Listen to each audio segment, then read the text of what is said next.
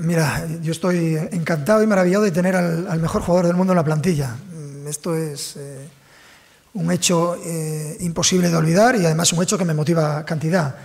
De hecho, veo que el club piensa lo mismo y está en la misma línea. Acaba de firmar su contrato de renovación, con lo cual Leo Messi también está encantado de seguir aquí. Siempre ha dicho por activa y por pasiva, y yo lo he leído, que le gustaría acabar su carrera en el Barça y fantástico. No puede haber un nexo de unión más grande entre tres partes que esta, que es la que sucede aquí. A partir de ahí es evidente que el rendimiento de Leo Messi esta temporada no ha sido tan increíble como lo fue alguna de las anteriores, pero sigue siendo un nivel de número uno, sigue siendo un nivel impresionante. Lo que pasa es que uno ya se ha acostumbrado a 700.000 goles y si marcas 100.000 pues parece que la cosa se queda ahí.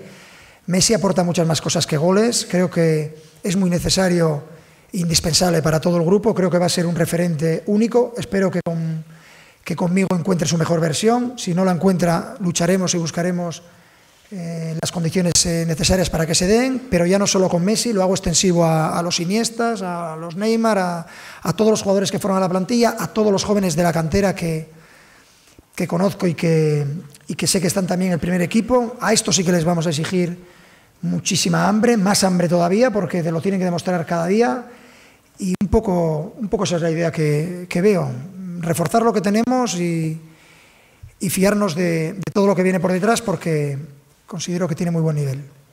Está muy feliz, muy contento. La verdad es que él está encantado de estar en nuestro club, vivir en Barcelona. Lleva tantos años ya que, yo siempre digo, es un catalán más.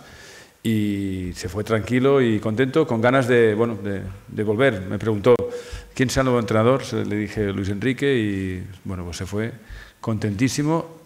Y luego las declaraciones que ha hecho, yo creo que se han sacado un poco de contexto. Él dijo claramente en las declaraciones, las he oído hoy, que estaba contento de estar en Barcelona, en su ciudad y en su club.